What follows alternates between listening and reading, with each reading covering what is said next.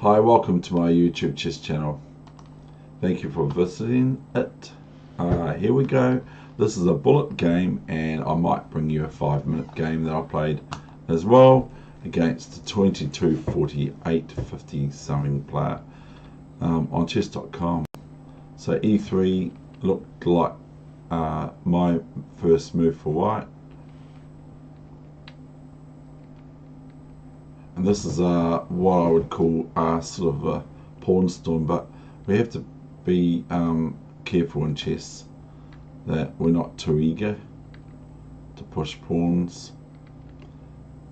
And so we're both castled opposite ends of the board, so this makes for some real interesting sort of positions, because both players here go for the king. So king b1, usually a move that white or black plays if they have castled long. b5, now this is probably very unsound, but it is 1 minute chess.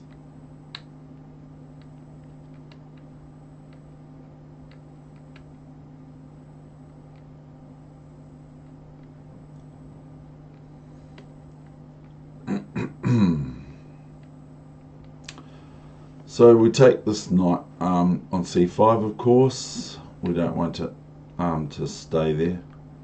c6. Now, I'm not saying this is all good or whatever, but like I keep saying, it's just 1 minute chess. So here I play probably the only central move I play in the whole game.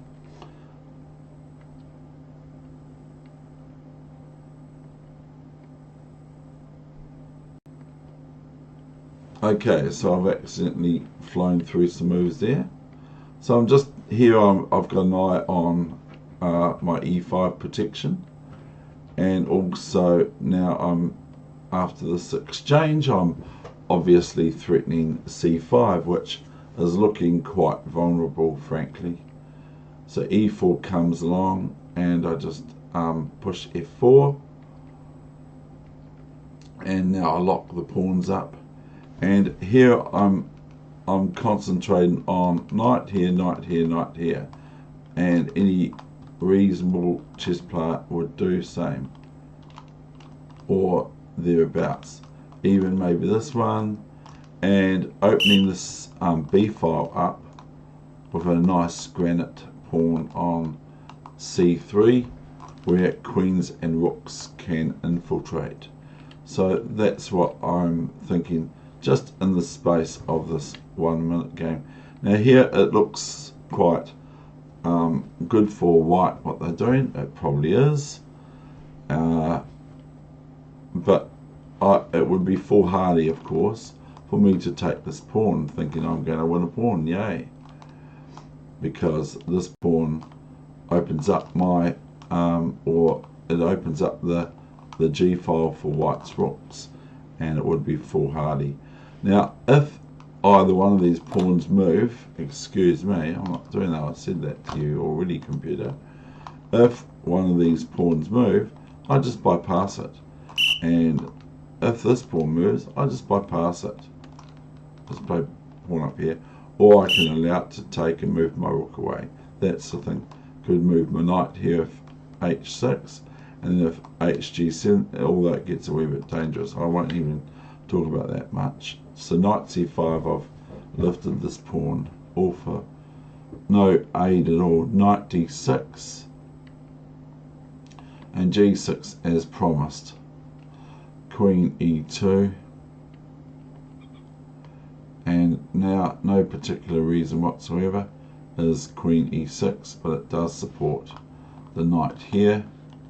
That's not primarily my goal in this position, but I could go knight c4 and then knight a4 with this knight, and then I'm attacking this b pawn, and then if it plays b3, I can just take the bishop on d2. It's good if you can see this with check, and rook or queen takes, and then this knight on a4 can go to knight c3 check, and pick up the exchange, or if it wants to, it probably doesn't want to.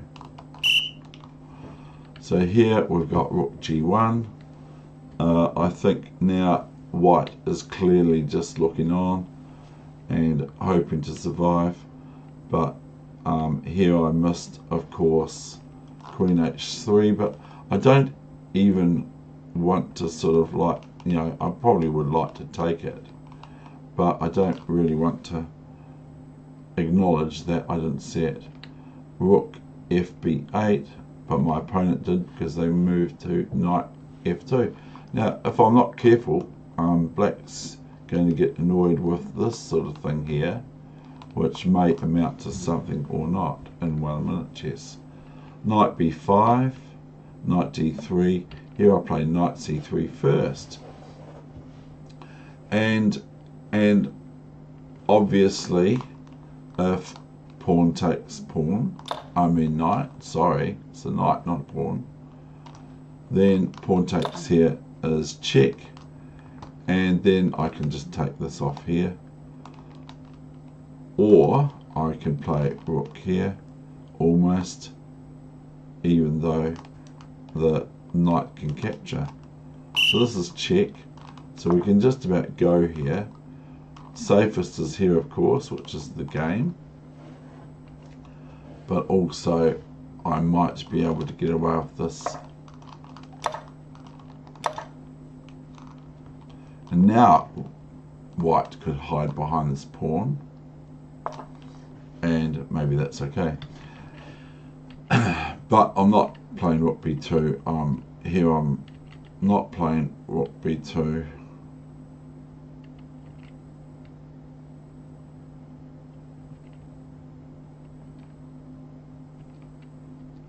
Bishop c3 came about.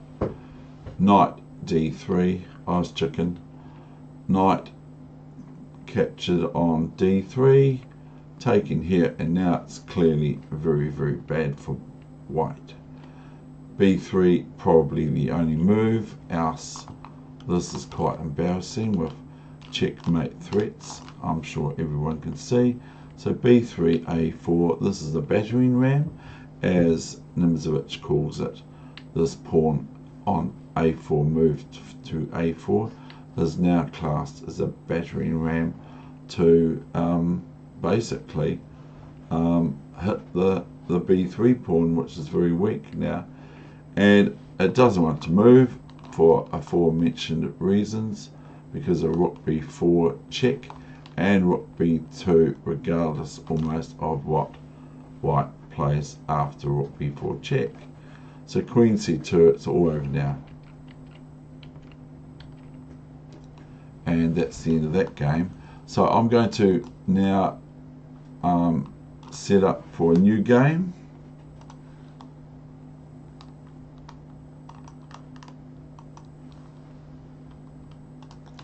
And I'll put my lovely reading glasses on, as I say, not my spectacles. And now I will bring you this game here. So I'm white. We'll just do it from this point of view, because this opponent is 2-2-5-3, and this is a 5-minute game now. I still don't like doing it from this side.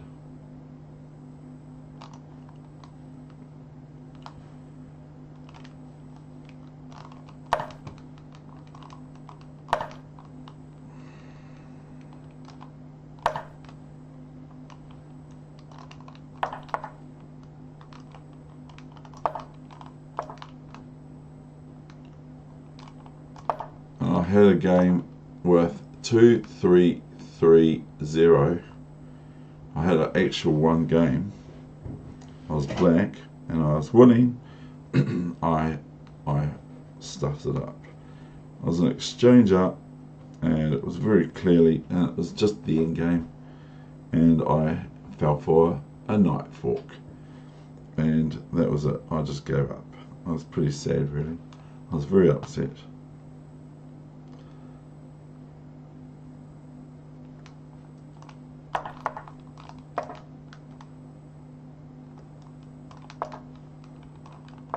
And that was 5 minutes. It wasn't 1 minute because I'm not attracting those sorts of players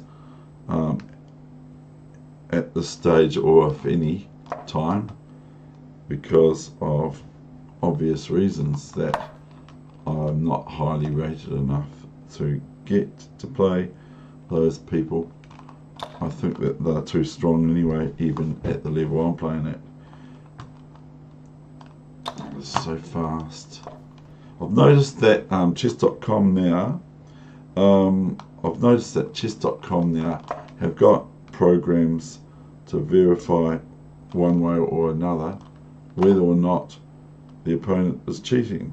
So that's really, really good because they're now able to pick anyone who's using software to help their rating go up, etc., or help them to win. And so that's really good because I've ended up getting some extra rating points. That is only in 5-minute chess, not 1-minute chess. So here we go. Okay, right now.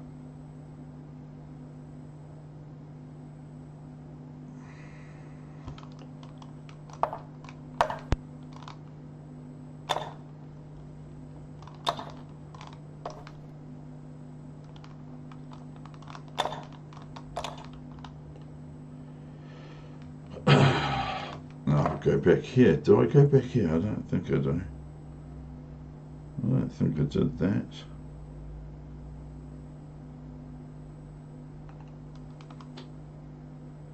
Must have. Oh, I was lucky because black could have just swiped this pawn. Knight c5, and I'll get through this very quickly, I think. Knight c4, bishop e6. Knight fd2, knight b3, knight b3, rook b3. So you can see, one can see the power of black's pieces in play. Very knobbly, very hard for white. Queen c2, queen b8. And this is threatening, of course, bishop c4 and rook b2, etc.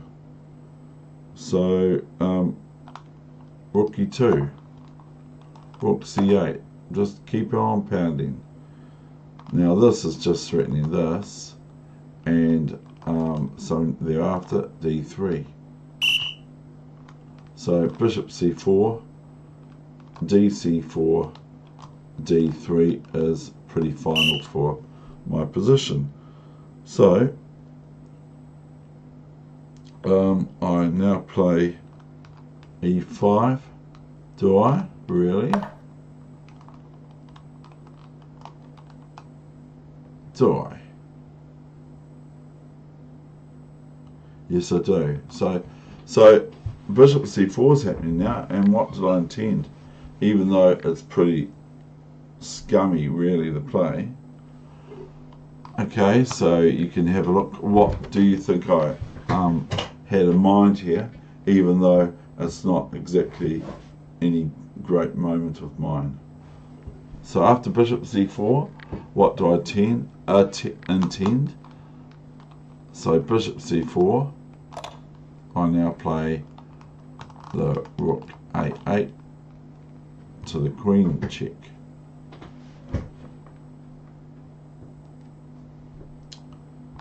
So it might be a bit grovelly. Bishop d3.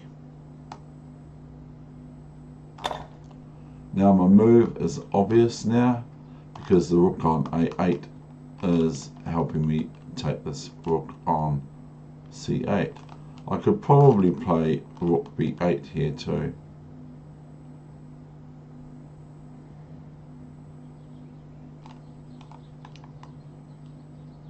Although, if this, no, I'm not doing that.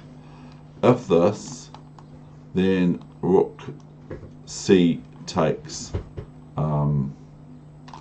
b8. But so I'm not entirely sure about either person's play. I play queen c8. And then of course forces Queen C8, Rook C8, check, Bishop F8.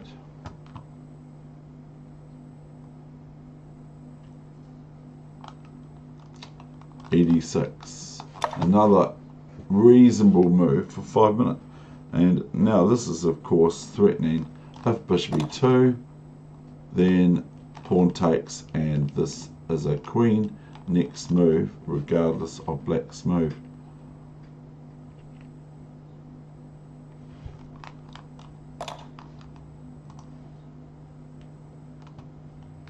Rook E8. Now it's sort of turned the tables rather, hasn't it? Rook E8, Rook B2, Rook F8, check, King G7, Bishop D5,